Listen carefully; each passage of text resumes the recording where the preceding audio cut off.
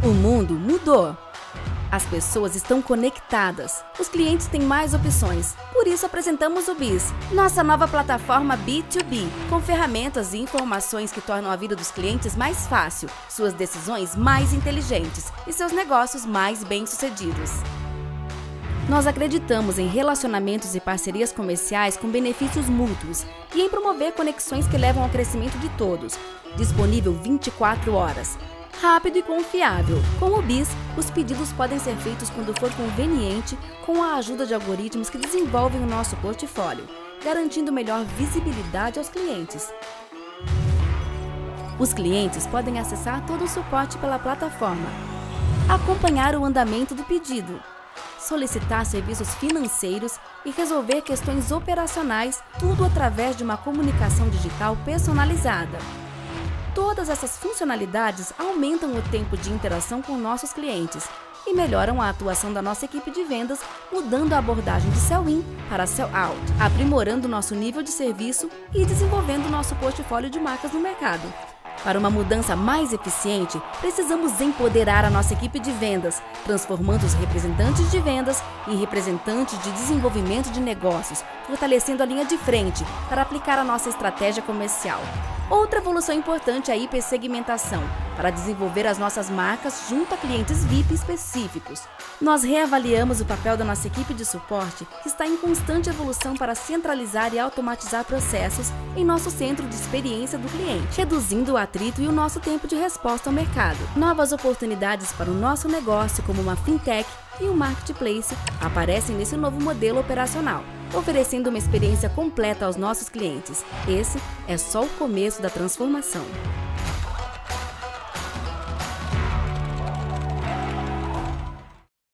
Bom dia, obrigado por aguardarem. Damos as boas-vindas à reunião de divulgação de resultados da Ambev do primeiro trimestre de 2021. Sr. Jean Jereissati, CEO, e o Sr. Lucas Lira, CFO e diretor de Relações com Investidores. A apresentação está disponível no nosso site, ri.ambev.com.br, e também por meio do link do webcast desta ligação, desta reunião. Este evento está sendo gravado e todos os participantes estão só no modo de escuta. Haverá sessão de perguntas e respostas após a apresentação da empresa. Instruções serão dadas então. Se precisar de auxílio, digite *0.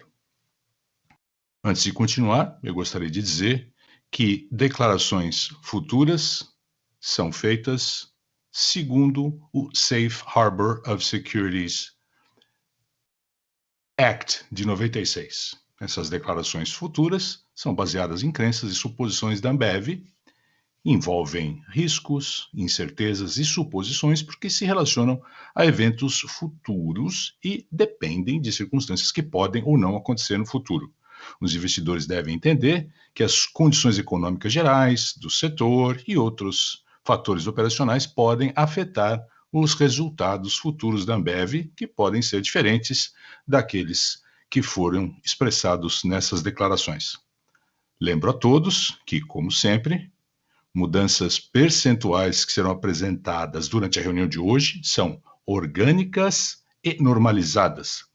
E, a menos que sejam declaradas de forma contrária, essas mudanças percentuais se referem a comparações aos resultados do primeiro TRI deste ano. Números normalizados se referem a medidas de desempenho antes de itens excepcionais, que são tanto relacionados a receitas ou despesas que não ocorrem regularmente. Números normalizados são medidas não GAAP. A empresa divulga lucro consolidado, EPS, EBIT e EBITDA no relatório completo no nosso Earnings Release. Agora passo a palavra então para o senhor Jean Jereissati, presidente da Ambev. Senhor Jereissati, por favor.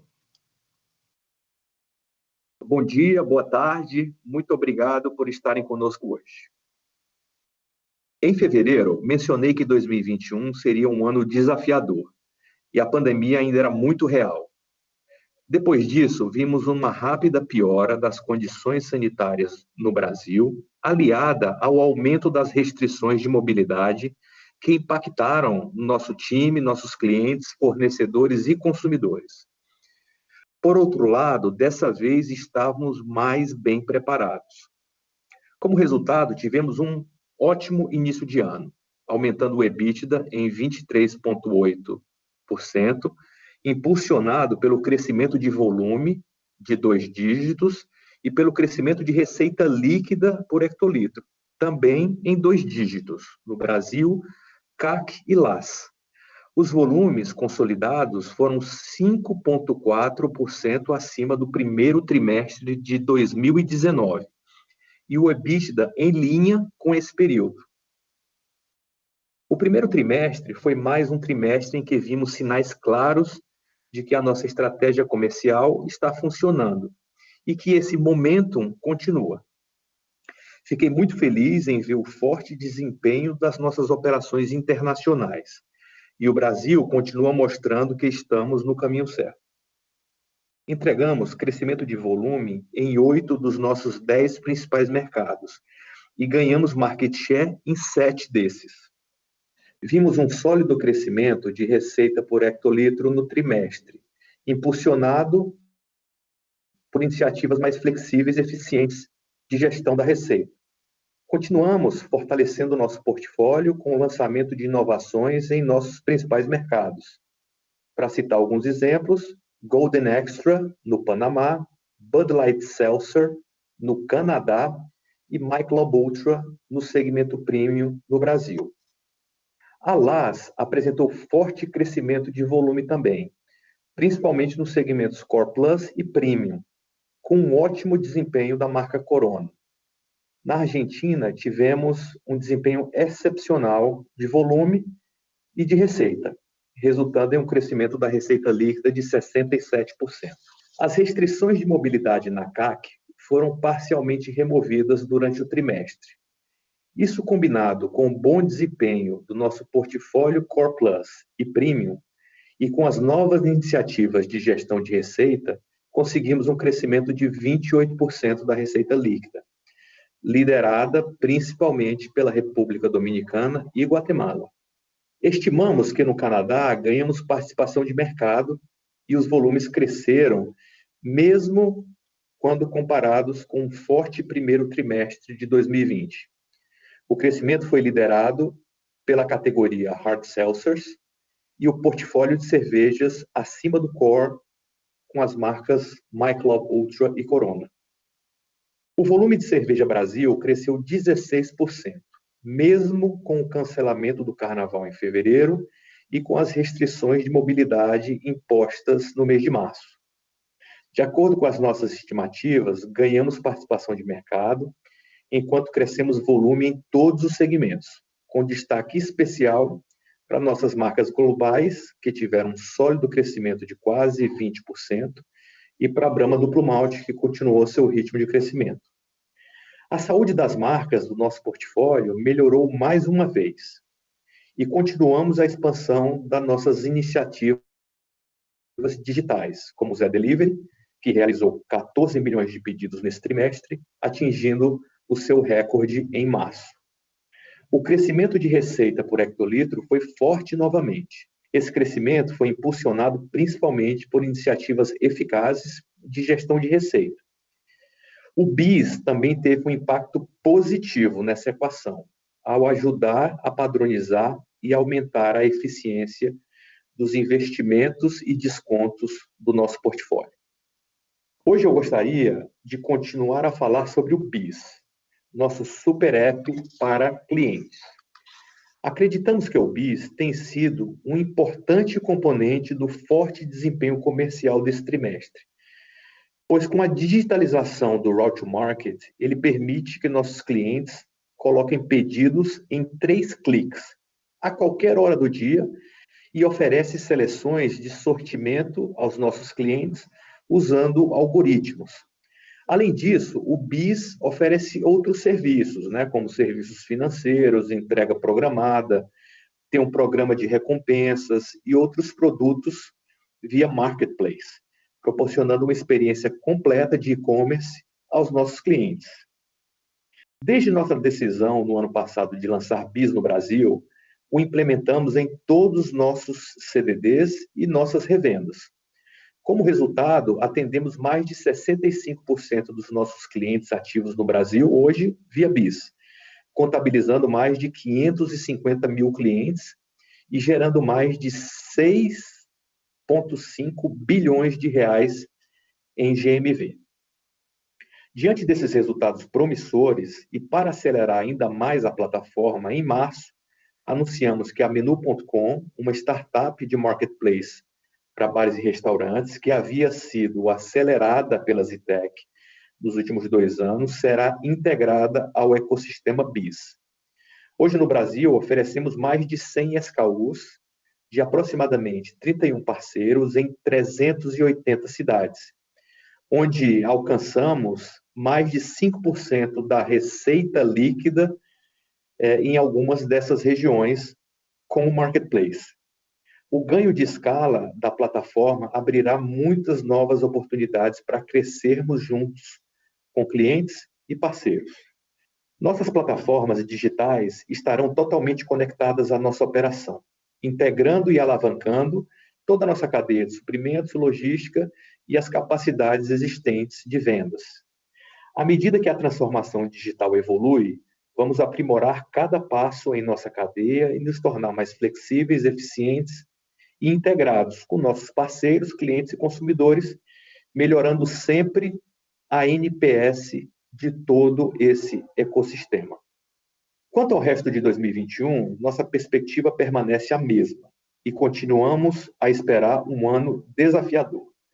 A pandemia é real e está ao nosso redor. As pressões de custo continuarão, principalmente no Brasil, não só por causa da moeda, mas também pelo preço das commodities. Dito isso, eu continuo confiante na nossa gente, nas nossas capacidades e no nosso plano para 2021.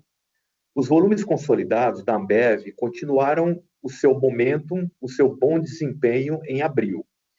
E o desempenho da receita por hectolitro continuará sendo nosso foco, especialmente no Brasil, dado o cenário inflacionário que estamos vivendo. Nós esperamos que a receita continue a impulsionar a nossa recuperação, com momentum, crescendo rápido, mais rápido que o nosso bottom line, conforme trabalhamos para voltar, ao longo do ano, ao EBITDA ajustado dos níveis da pré-pandemia. Bom, obrigado pelo tempo de todos e pela atenção, e eu vou passar a bola agora para o Lucas. É com você, Lucas. Obrigado, Jean. Bom dia, boa tarde a todos. Nessa mesma época do ano passado, nossos resultados foram marcados por queda da receita líquida, queda de EBITDA, queda do lucro normalizado e queda do fluxo de caixa operacional. E o que é pior, ainda estávamos nos primeiros dias da pandemia gerada pelo Covid-19. Que diferença um ano faz?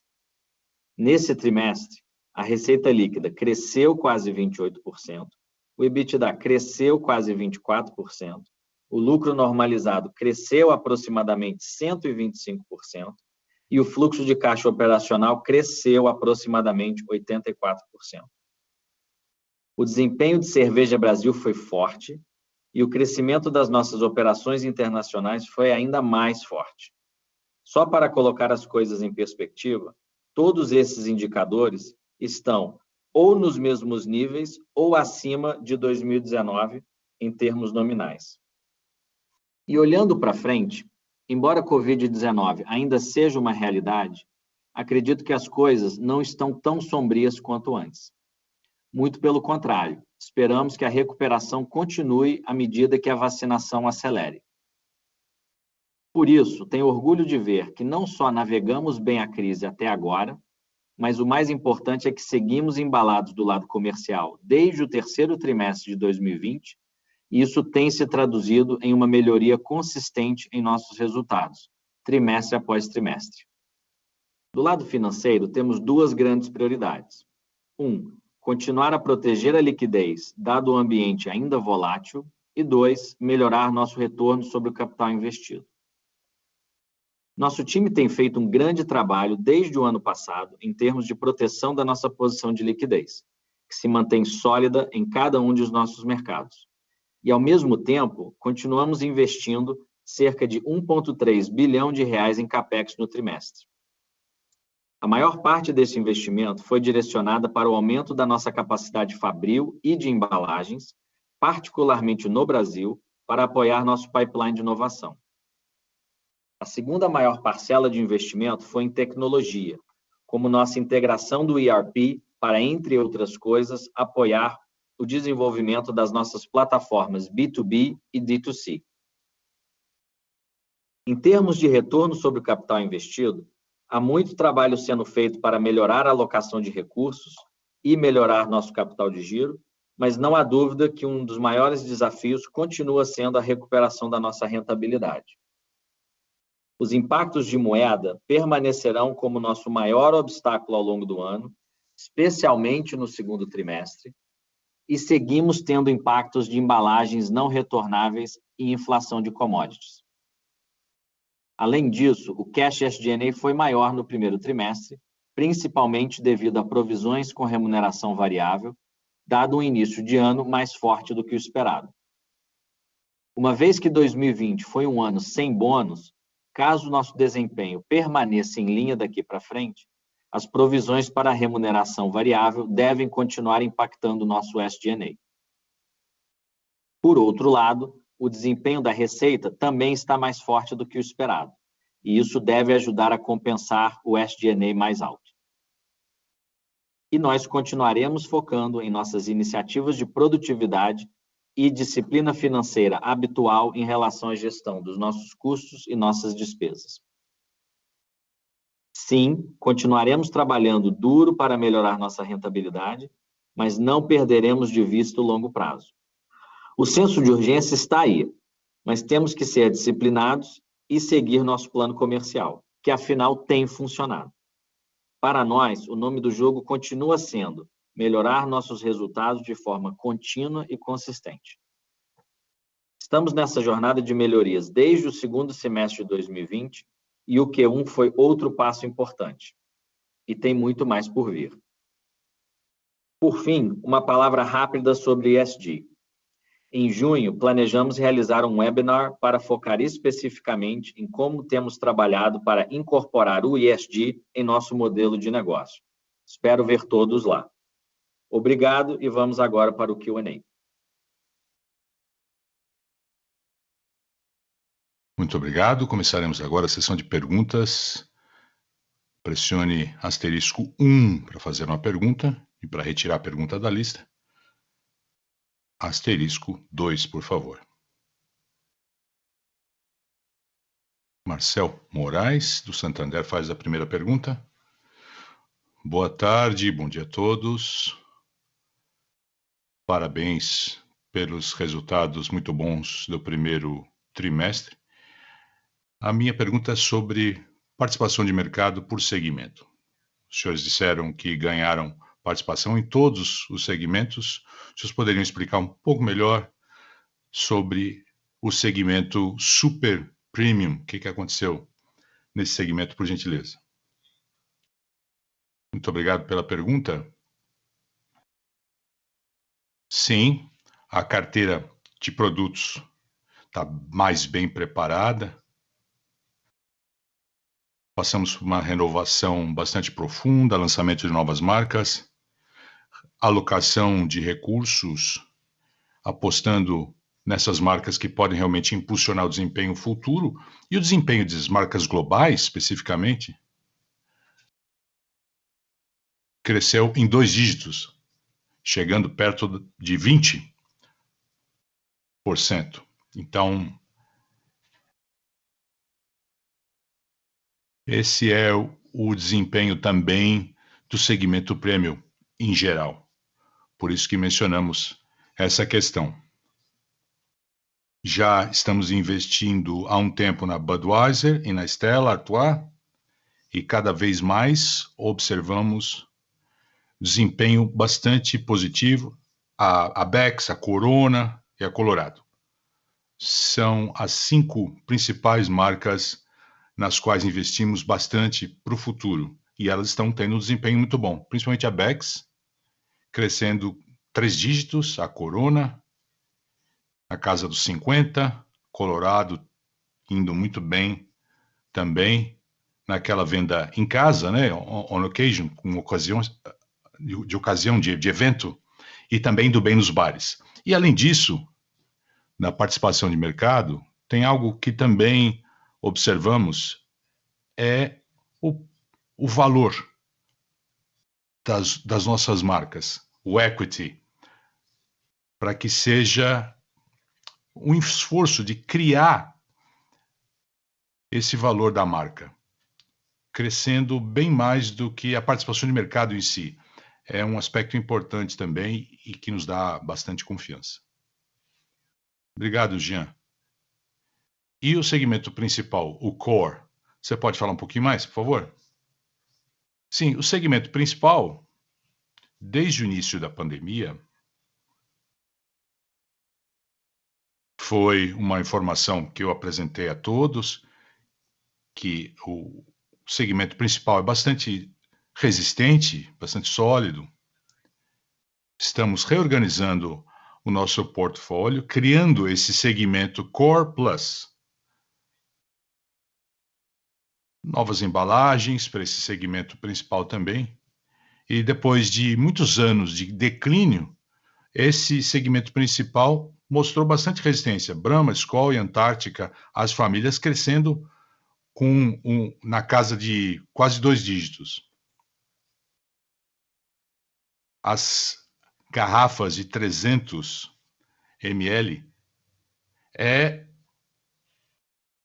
a embalagem que pode ser entregue, né, para bares, pequenos comércios. Uma embalagem muito importante que acelera o desempenho dessas marcas principais. E, além disso, a estratégia de preço que a gente vem adotando. Então, as marcas Core se recuperaram. E o segmento Core Plus, a Brahma Duplo Malte, a Boêmia, também realmente muito bem. Desempenho excelente. Ótimo, obrigado.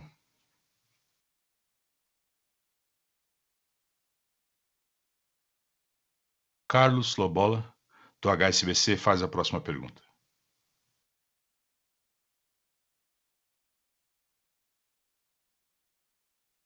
Boa tarde a todos. Parabéns pelo desempenho excelente. O que vocês aprenderam sobre a Brahma Duplo Malte nesse período? E qual vai ser a estratégia daqui para frente? Que tipo de consumidor vocês focam com base no aprendizado passado, né? O que vocês planejam para o futuro? Obrigado pela pergunta. A Brahma Duplo Malte, como você sabe, é a marca, é o produto que levou 1 ano para ser desenvolvido. Ela foi testada com todos os consumidores. Temos essa superioridade quando você compara com as marcas principais, com o Core. E a gente se inspirou em outras categorias, como o whisky, por exemplo, que tem um malte só, duplo malte. O consumidor brasileiro entendeu o conceito da duplo malte. São 2 maltes associados. Desenvolvemos um líquido que chama atenção no paladar e também o visual é bastante atrativo. O gosto do malte é bastante característico, muito bom. E esse processo levou 1 ano. E aí decidimos que, primeiro, apostar na marca principal, da flagship. A gente fala da Brahma. Chopp da Brahma, Brahma Duplo Malte. A família, né, um guarda-chuva, família Brahma. Ou seja, Brahma é a marca, é a Duplo Malte, E a gente foi ousado na estratégia com relação à alocação de recursos. A gente aproveitou esse aspecto da paixão do Brasil. Tem o futebol e a música country. Conectamos a Duplo Malte com esses dois aspectos importantes para a paixão do brasileiro. E conseguimos trabalhar como uma família. E a boa notícia é que a Brahma também está crescendo junto com a Duplo Malte. E a gente vai pensar em alguma revitalização em algum momento. Mas a família como um todo cresce e nos deixa bastante entusiasmados. Obrigado.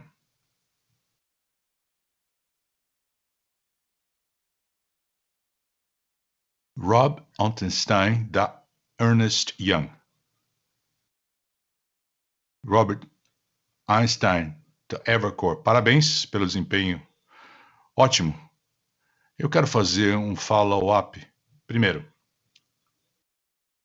a gente tem a impressão, Lucas, que você reiterou o custo do CPV subindo 20%. É isso mesmo? Será que eu não entendi direito?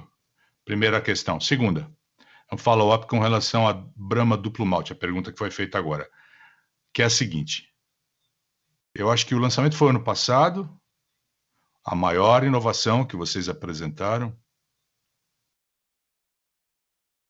Será que o CPV foi mais complicado aí para esse lançamento? Essa pergunta, então, mais genérica, mais ampla. Qual é a opinião com relação ao mercado além da cerveja? Há muita coisa interessante acontecendo também no Brasil. Eu queria entender um pouco mais sobre a sua opinião sobre essa questão. Obrigado pela pergunta, Robert. Sim, com relação ao CPV, o guidance foi 20 baixo para o mercado de cerveja no Brasil. Nesse trimestre, tivemos um valor mais alto do que para o ano todo, mas já esperávamos, até mesmo a curva de hedging que a gente teve. Para o segundo TRI, o CPV, o cash para CPV deve continuar alto, mas a gente não vai mudar o guidance, tá? Ele se mantém. A segunda questão que você perguntou é a Brahma Duplo Malte. Peraí, deixa eu dar uma visão mais ampla. O nosso objetivo, na verdade, é ter um pipeline de inovação que realmente possa transformar a carteira de produtos no futuro. Algo que já vem acontecendo, uma transformação que já vem acontecendo. Um KPI que eu observo muito de perto é qual é o percentual do meu lucro líquido que vem de produtos que não existiam 3 anos atrás. Então, esse número era 5% em 2018, foi para 10% em 2019, chegamos a 20% agora em 2021. E a gente vem observando esse número para continuarmos essa trajetória com uma visão muito sólida, muito forte. Quais são os espaços? O que você quer criar? Não é só a inovação em si, o tipo de inovação. A gente tem uma estrutura com uma receita que a gente quer lançar e manter esse impulso de 20% de lucro líquido vindo de produtos que não existiam há poucos anos atrás. Então, essa é uma informação. A Brahma Duplo Malte, o pico foi o terceiro TRI, que foi um momento em que a gente realmente concentrou, colocou tudo no mercado mesmo. Mas o que observamos é que esse número da inovação, em geral, não deve mudar. Esses 20% que a gente quer manter e continuar. Tem um pipeline, novos produtos, novos lançamentos. A Brahma Duplo Malte ainda tem um rollout geográfico, novas embalagens, também novas ocasiões para a gente trabalhar ainda. E há um produto importante no segmento Core Plus, que é um produto que nos deixa bastante entusiasmados, chegando na fase de rollout, que é uma marca internacional. Muito bem. Além da cerveja, o Beyond Beer é algo que nos interessa. Estamos muito interessados também, entusiasmados com relação à marca Bis e a parceria com a Anitta. Acabamos de lançar o GT no Beats, a Beats Zodiac. Existe essa família de produtos que tem um valor adicional, indo muito bem, e 3 ou 4 pilotos acontecendo agora, para que possamos aprender e decidir onde lançar. Estamos testando a Hard Seltzer, está na fase piloto, a Hard Lemonade,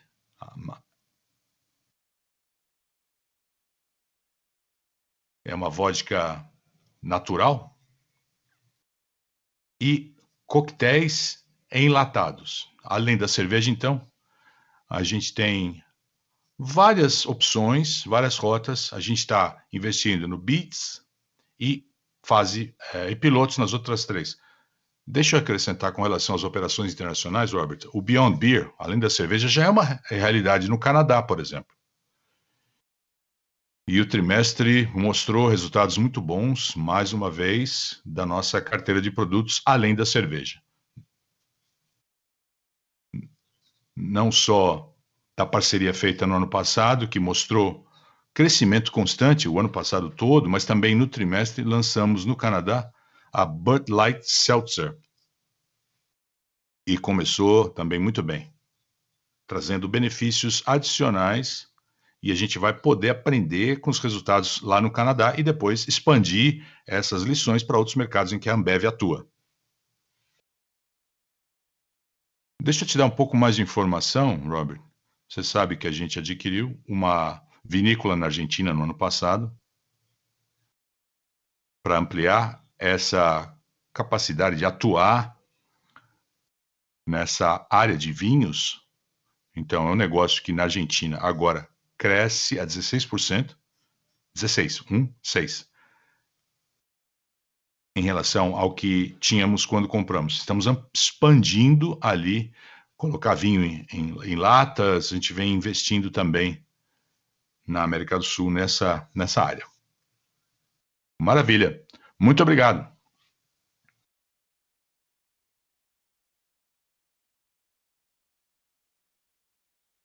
Tiago Duarte, do BTG, faz a próxima pergunta.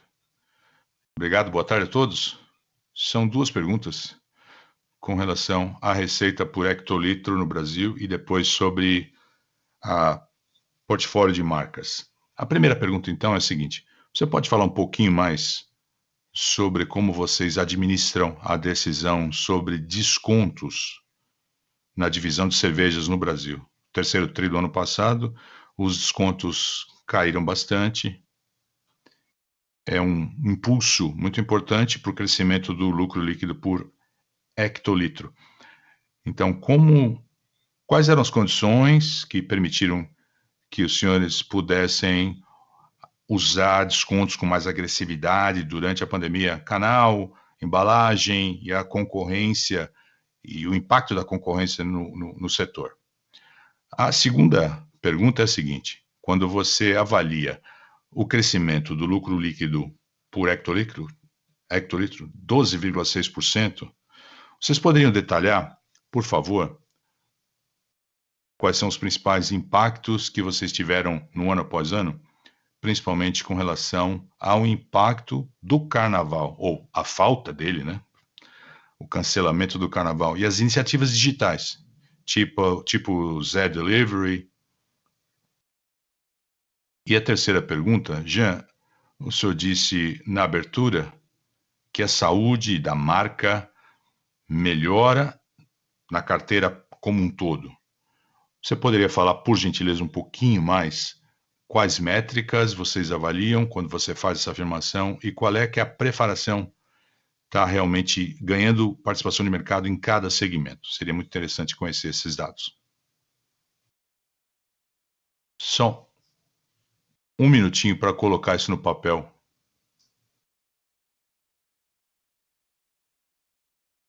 O lucro, a segunda pergunta é sobre receita por líquido e depois por segmento. Se eu esquecer de alguma coisa, você me avisa, por favor.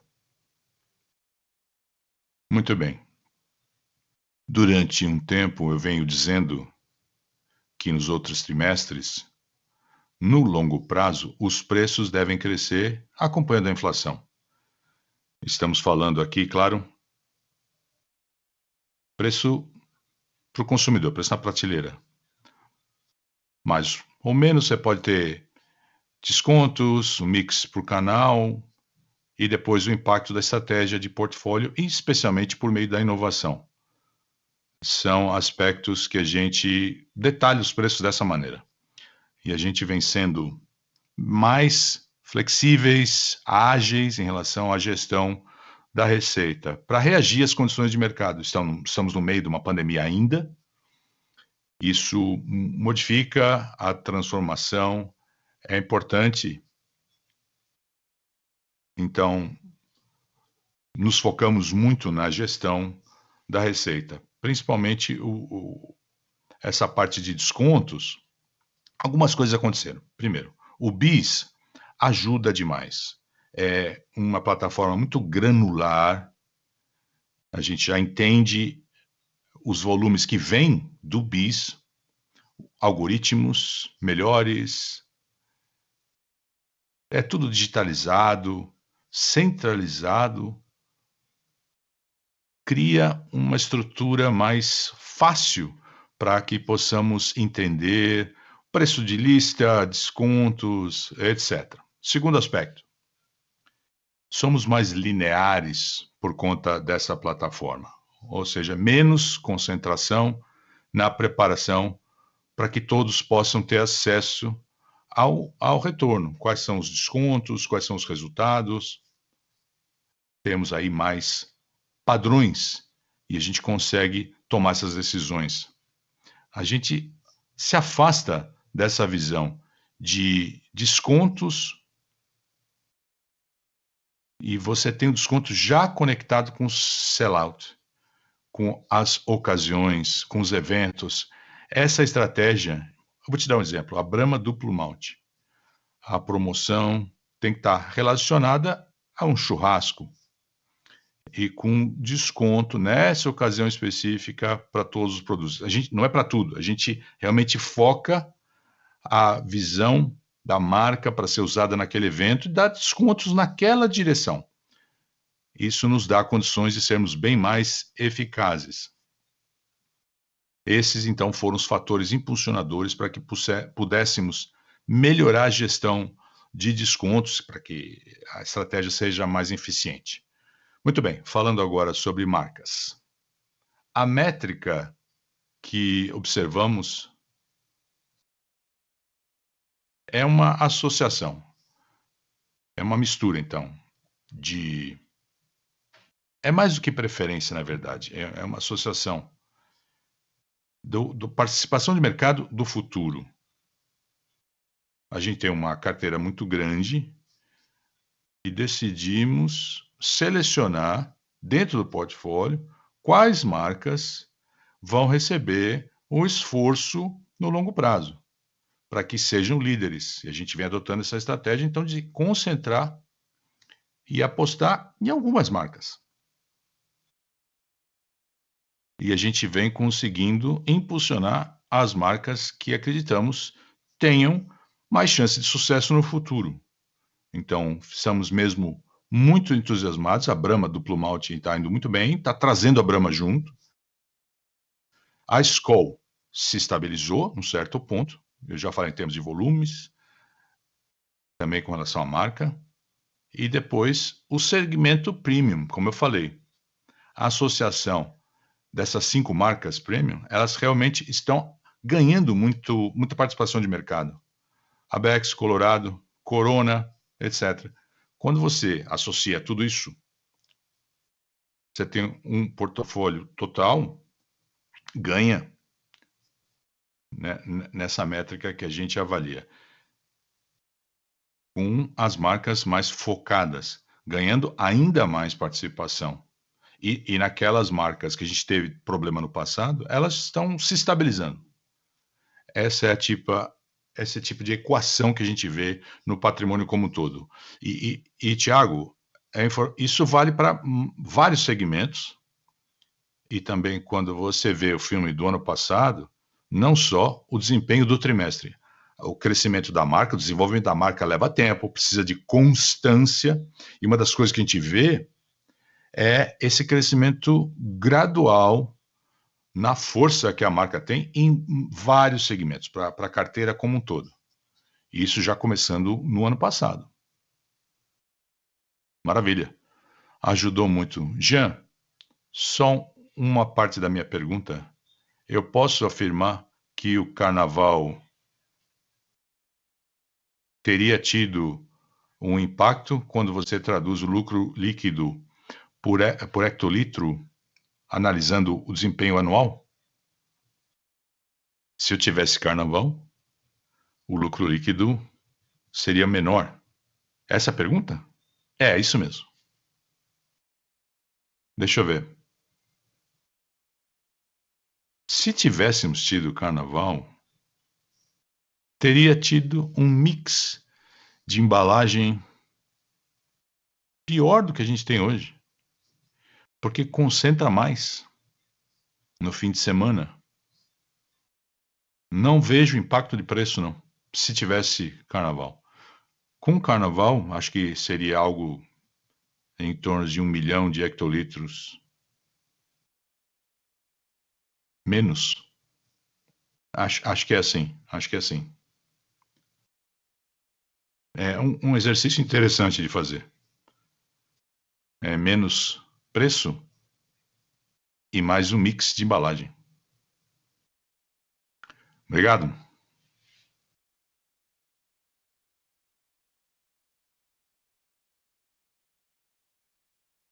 Marcela Requian, Credit Suisse, faz a próxima pergunta. Jean, Lucas, obrigada pela pergunta. Primeira.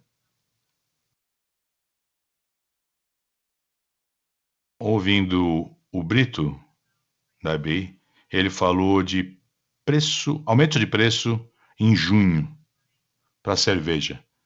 Vocês podem falar um pouquinho sobre essa intenção de precificação e a magnitude nos próximos trimestres com relação à pressão do preço de commodities e também com relação à previsão para o ano que vem? Essa é a primeira pergunta, depois eu faço a segunda. O Brito falou isso? Como a gente vem falando, Marcela, já nos outros trimestres, no longo prazo, os preços devem crescer acompanhando a inflação. E eu estou falando aí sobre o preço na prateleira, e aí há descontos, um pouco mais, um pouco menos, dependendo da marca, mas esse é o preço de prateleira. E você sabe que a gente vem sendo bastante flexíveis, ágeis, para reagir às condições de mercado. A gente pode fazer alterações ou manter, ou seja, a gente aproveita todas as oportunidades possíveis. Algo bastante fluido, portanto. Muito bem. Isto posto, eu posso dizer que eu não vou comentar sobre aumento de preços futuros. Eu só posso comentar o seguinte: esse cenário que a gente vive hoje no Brasil é um cenário mais inflacionário. Precisamos entender essa situação. Ela se agravou e eu estou realmente observando o consumidor. Não é o meu custo especificamente. Eu já dei o guidance do cash, né, do caixa do CPV. Eu estou falando sobre a cesta de produtos do consumidor e o cenário inflacionário que a gente observa. E temos que nos preparar. Não posso fazer nenhuma observação adicional. A situação o cenário é inflacionário e no final do ano a inflação era menor do que agora e a gente precisa encontrar maneiras de ajustar. Entendi. Obrigada. A segunda pergunta é sobre as despesas gerais, Os senhores falaram sobre a perspectiva futura e também no call. Vocês esperam um aumento nessas despesas por conta das provisões para bônus. Vocês poderiam falar um pouquinho, então, sobre a perspectiva desse aumento para essa linha no balanço nesse ano? Qual é a expectativa que a gente pode ter nesse sentido? Oi, Marcela, é o Lucas falando. Obrigado pela pergunta. Muito bem. No caso das despesas gerais, no primeiro TRI, o maior impacto foi a provisão para os bônus. Um desempenho superior, né, acima do esperado no início do ano. Se mantivermos essa expectativa ou superando-as, continuaremos a acumular essas provisões de bônus durante o restante do ano. Então, podemos, portanto, esperar uma despesa um pouco superior, né, despesas gerais, por conta disso. E o segundo principal impacto que observamos até agora no ano está relacionado a despesas de distribuição, por conta do aumento de volume. À medida que os volumes crescem, o custo variável de logística também acompanha. A boa nova, nesse sentido, é que há um benefício no top line. Ou seja, você tem um saldo positivo líquido no final do dia. Você tem uma maior despesa na distribuição, é compensado por conta do aumento na receita líquida. E, por fim, vendas e marketing. No primeiro TRI, tivemos menos em relação ao ano passado, por conta dessa conclusão de ciclos, né? Principalmente no Brasil. Há restrições que foram implantadas em março, tivemos que ajustar a despesa de vendas e marketing por conta das restrições implantadas. Então, daqui para frente, à medida que nos recuperamos, as cidades reabrem suas atividades, vamos reajustar as despesas de vendas e marketing acompanhando essa evolução. Ótimo, obrigado pela pergunta, pela resposta.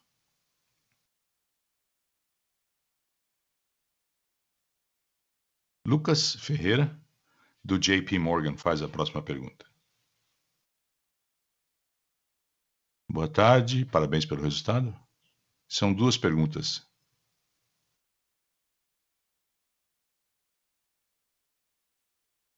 A primeira pergunta, vocês já visualizam um aumento do EBITDA em relação a 2019? A pergunta é a seguinte: existe alguma mudança estrutural no segmento?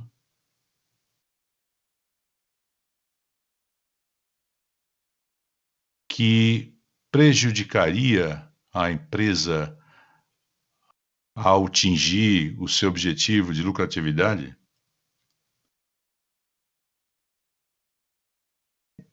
O que poderia acontecer para impedir esse retorno a níveis anteriores?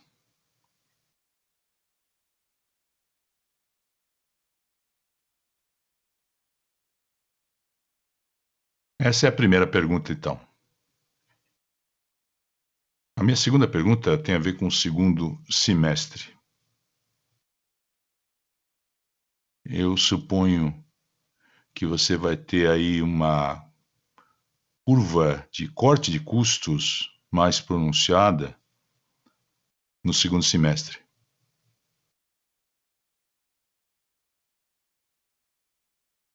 E as margens serão melhores no segundo semestre?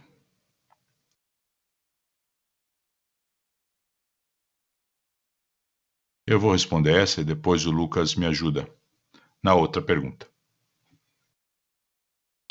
Estamos no meio de uma pandemia, certo?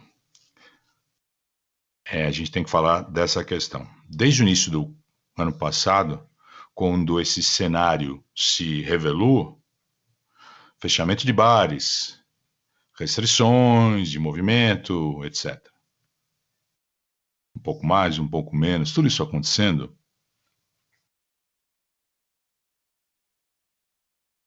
adotamos essa visão de transformar a empresa para o futuro, para acelerar essa estratégia para a pandemia, mas também pensando no futuro.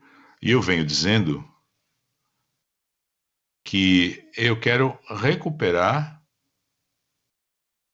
o lucro líquido no top line e também recuperar volumes como tínhamos lá em 2014, 10 milhões de hectolitros. E a gente vem seguindo constantemente essa estratégia, procurando novas ocasiões, novos eventos. Eu tenho 100 mil clientes a mais do que eu tinha antes. Muita satisfação que temos por desenvolver esse evento de uma situação descontraída em casa, para o consumo em casa. É algo que vai continuar no futuro. Ou seja, a mentalidade é essa. Vamos recuperar o lucro líquido do top line como já tínhamos no passado. E vamos seguir o consumidor, acompanhar o consumidor. Temos confiança nessa estratégia, temos bastante orgulho com o que já conquistamos no top line, mas agora é hora de voltar e dizer o seguinte: com a recuperação da receita líquida no bottom line, o que pode ser feito? Agora precisamos, então, observar o bottom line antes da pandemia e chegar a esses níveis. Não vejo nada estrutural que nos impeça de conseguir convergir o crescimento no top line com o bottom line. Mas essa perspectiva da pandemia, nessa jornada, a gente resolveu atacar uma área primeiro, depois a outra. O próximo passo vai ser realmente falar sobre a expansão da margem. A boa notícia é quando você olha a situação atual, o que nos impacta mais nessa contração de margens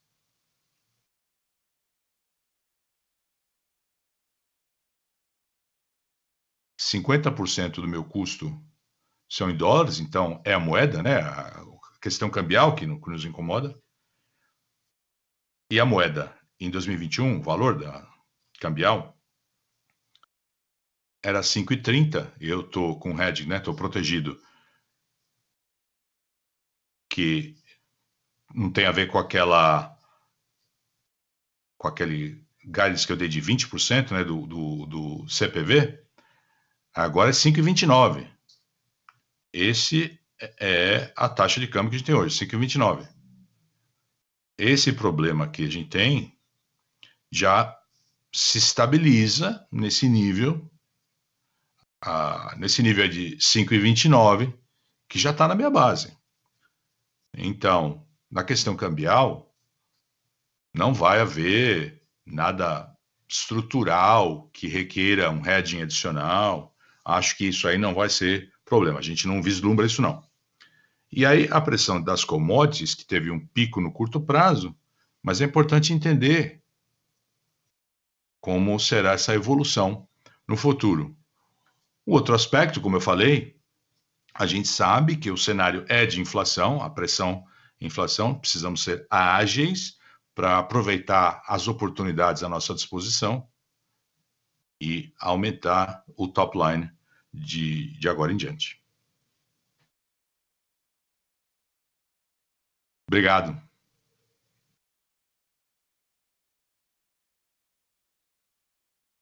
Vocês acham que as margens devem melhorar no segundo semestre?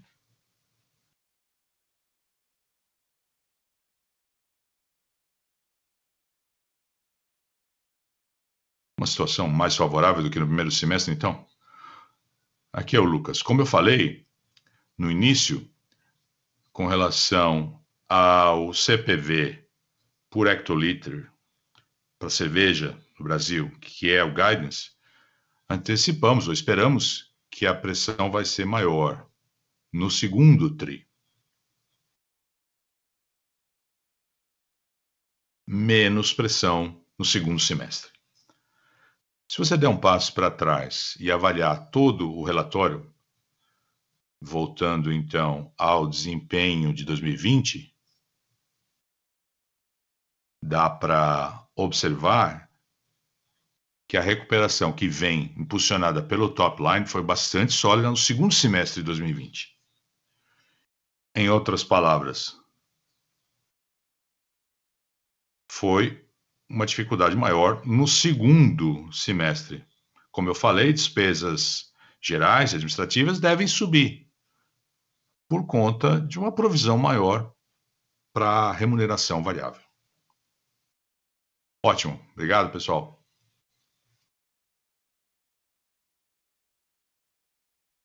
Isabela Cibonato, do Bank of America, faz a próxima pergunta.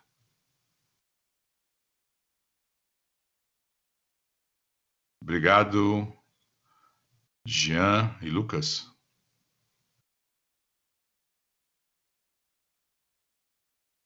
Vocês podem falar sobre a produção de refrigerantes no Brasil?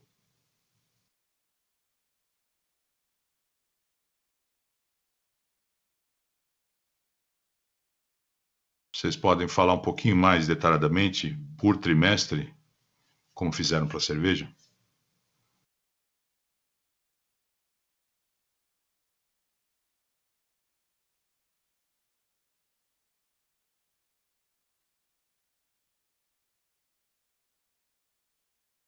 Qual é a perspectiva para o início aí do segundo TRI e para o restante do ano? Muito obrigado.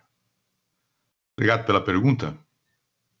O desempenho líquido em relação a volumes teve uma melhoria no primeiro TRI deste ano, crescimento de 0,8%. Há muitas restrições importantes para os refrigerantes também. A mobilidade está relacionada a essa linha de produtos.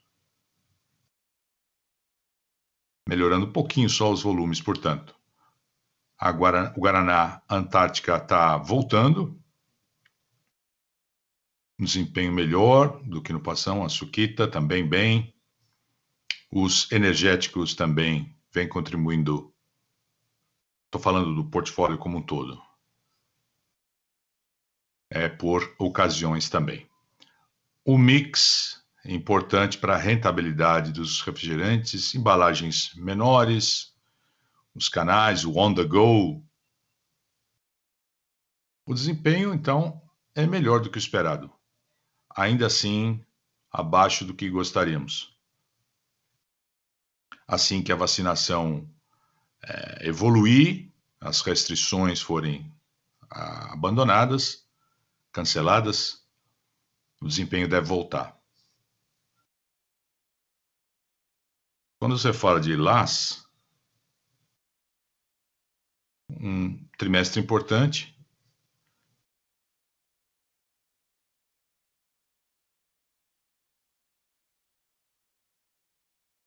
sentimos mais as restrições no Brasil em março, há restrições no Chile, um pouquinho no Paraguai.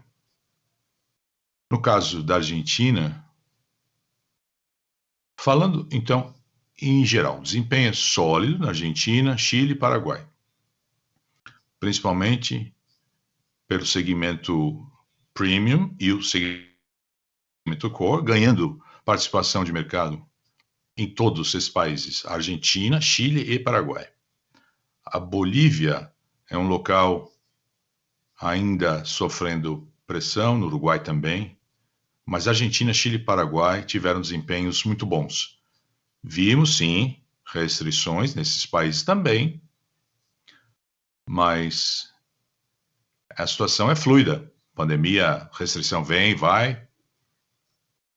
Estamos muito entusiasmados mesmo, porque no LAS houve mudanças importantes. Chile, há uma mudança estrutural, uma nova combinação ali de parcerias com a Coco, que nos dá recursos e possibilidades diferentes. Algo que nos deixa bastante empolgados mesmo, para conseguirmos ampliar participação de mercado no on-trade. Algo que nos causava dificuldade no passado. Então, é algo que nos entusiasma muito. Na Argentina também, o portfólio lá é mais forte,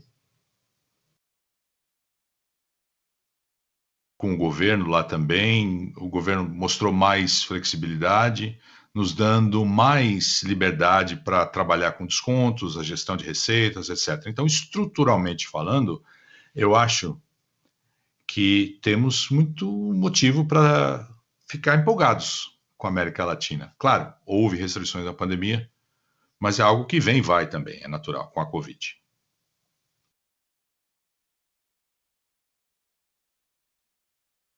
Perfeito, obrigada.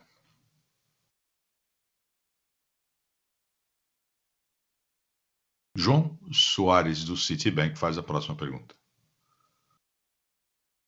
Boa tarde a todos. São duas perguntas rápidas. A discussão foi interessante com relação aos descontos, mas usar os canais online para melhorar a inteligência de mercado, né? Principalmente na área de B2C. Vocês vêm aprendendo bastante com o comportamento dos seus consumidores. Vocês podem falar alguma coisa sobre tendências de comportamento de consumo? Talvez uma possibilidade de absorver possíveis aumentos de preço? Como vocês conectam esses dados? Alguma coisa conectando, então, com relação a esse comportamento do consumidor. Seria muito interessante se vocês pudessem compartilhar conosco. A segunda pergunta é sobre o pressão de preço de commodities. O preço de alumínio crescendo. Quaisquer iniciativas nessa área, será que vocês poderiam falar com relação, além da gestão da receita, claro, para realmente mitigar essa pressão no preço das commodities? Obrigado. Muito bem.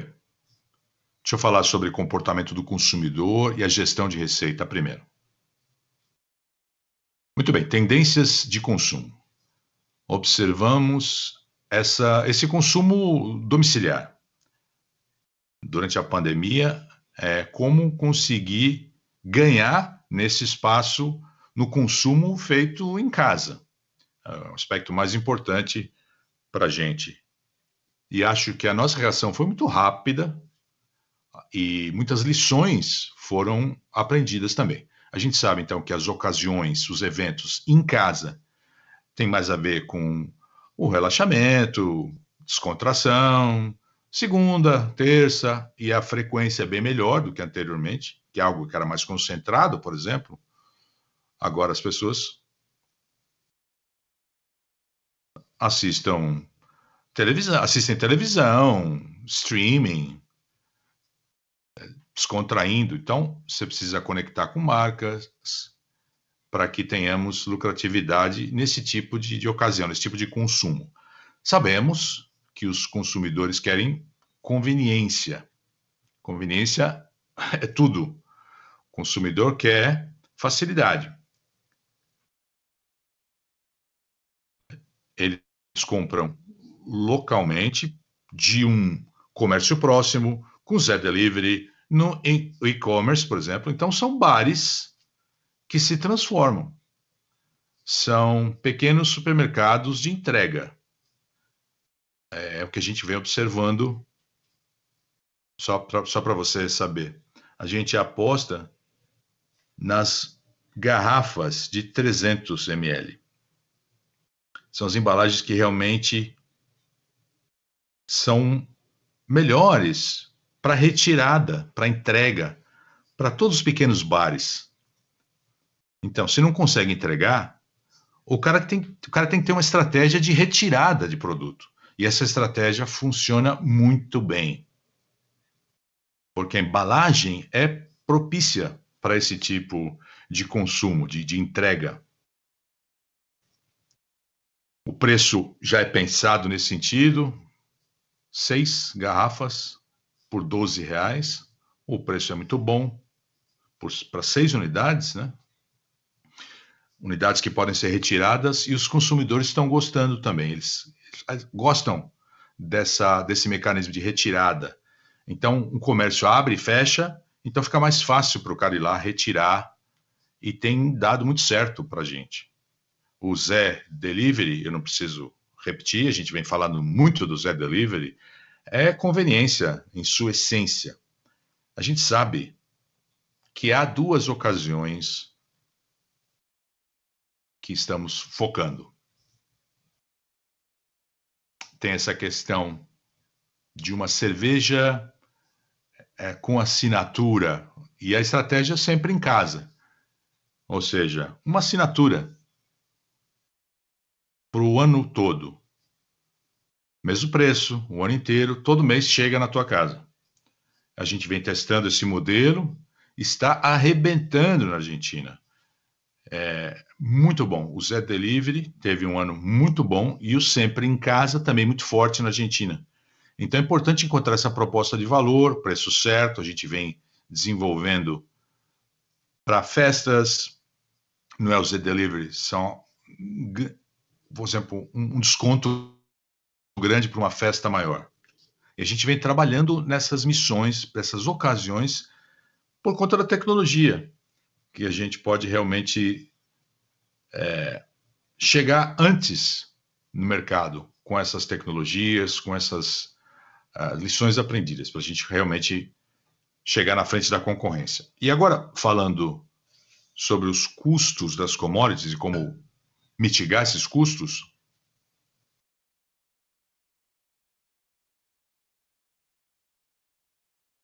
estão me ouvindo ainda? Sim. Como já foi previsto, esse ano enfrentamos esses ventos contrários com relação à transação cambial, a depreciação do real, o nosso CPV é baseado em dólar, uma parte dele, é isso que está chegando, mas o que estamos fazendo são constantes ou consistentes com o fato de não perder esse impulso, esse momento. A gente vem realmente tendo um VLC melhor, custo logístico, ter um nível operacional melhor assim que os volumes voltarem a crescer. Então, estamos com bastante otimismo em relação ao final do ano. E a vacinação, as garrafas de 600 ml e a socialização fora de casa, é algo que vai voltar. A gente está se preparando para essa retomada. Acho que vai ter uma euforia, né? Mais para o final do ano. Teremos uma base maior de clientes. Os preços estão bem preparados. A gente está pronto para essa hora. Essa estratégia de inovação que a gente tem, esse mix e preços melhores por meio de novos produtos, essa carteira, esse portfólio mais premium, o Duarte falou do carnaval, né? No carnaval, eu vendo muito produto que é o Beats, esse produto é pensado em festa. Para essa ocasião, grandes festas, eventos ao ar livre.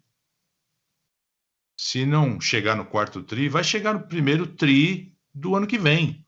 Essa inovação da visão de ocasião é algo que pode realmente... A gente não vai baixar a guarda. Não vai baixar a guarda. A gente está prestando atenção em custo, despesa. O CAPEX é no investimento estratégico. A gente concentra na tecnologia, no BIS, na presença, na pegada, para estarmos ali, ter o melhor serviço para o consumidor e para o cliente. Porque o consumidor paga pela conveniência, paga pelo Zé Delivery. O nosso consumidor está pagando pela entrega como um serviço. A gente está entendendo bem essa demanda. E a gente consegue extrair uma receita adicional no serviço. É isso. É isso que eu poderia falar para você com relação à estratégia de mitigação da pressão de preço das commodities. Muito bom, muito obrigado. Muito obrigado. Muito bem. Eu acho que era a última pergunta, né? Era a última pergunta. Quero mais uma vez agradecer primeiro a minha equipe que está aqui trabalhando. O time vem trabalhando muito para termos um resultado muito bom no primeiro trimestre. Já um ano de pandemia, conseguimos ter esse resultado muito bom. Esse início muito bom de um ano, num ambiente bastante desafiador. Agradeço a todos, analistas, todo mundo que participou da reunião. Muito obrigado pela atenção. E para resumir, eu continuo confiante no futuro por alguns motivos. Estamos aí nessa rota de uma recuperação comercial muito boa. Isso se confirma trimestre após trimestre, não só no Brasil, mas também nas operações internacionais. A Argentina teve um desempenho extraordinário, o Chile nos entusiasma muito, o CAC, a gente vê também, assim que a vacinação nos Estados Unidos evolui bastante, o verão, né, hotéis com reservas, a gente realmente observa essa recuperação não só no Brasil, repito, nas operações internacionais. Muito embora as transformações e a aposta grande que a gente tem em tecnologia, o ambiente ainda é desafiador, a gente vê contribuições dessa estratégia digital, o BIS oferece muitas possibilidades, o Zé Delivery está muito bom, está muito bem também, e esse portfólio é bastante melhor do que era 2 anos atrás. Marcas de ponta ganham realmente participação de mercado, a Beck's, Corona, Colorado, a Budweiser é uma marca muito importante para a empresa, que cresce também. A força, o poder da marca é algo que a gente vem acertando e vamos trazer novas notícias na área de inovação. E há outras que a gente não fala muito, mas acabam gerando muito caixa. Algo que vem sendo estruturalmente sólido na Ambev. A gente se prepara para essa situação. E esses canais, de alguma forma, nos ajudam também no capital de giro. Então, a geração de caixa é algo muito sólido nos últimos 3 anos. E esse ano a mesma coisa, para que possamos transformar a empresa de fato. É isso. Mais uma vez, muito obrigado a todos pela atenção. Se precisarem de mais algumas informações, continuamos à disposição aqui, eu e a equipe como um todo. Muito obrigado. Encerramos, então, a reunião da Ambev. Tenham todos um bom dia.